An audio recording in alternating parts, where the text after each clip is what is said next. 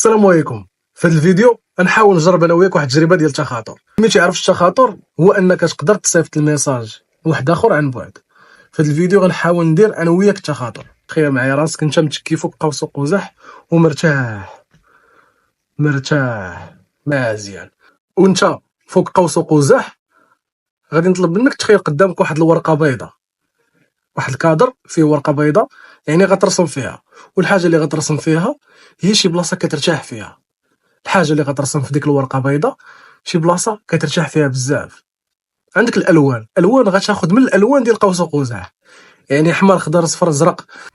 غادي تختار من قوس قزح لون واحد باش ترسم ديك البلاصه اللي ترتاح فيها.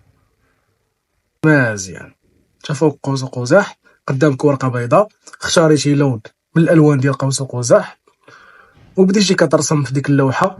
دابا غادي نحاول نعرف واش وصلك الميساج ديالي ولا لا. الرساله التخاطريه اللي صيفط لك هي البحر. الا كان فعلا هي البحر ما تنساش خليها في كومونتير. تبارك الله عليكم.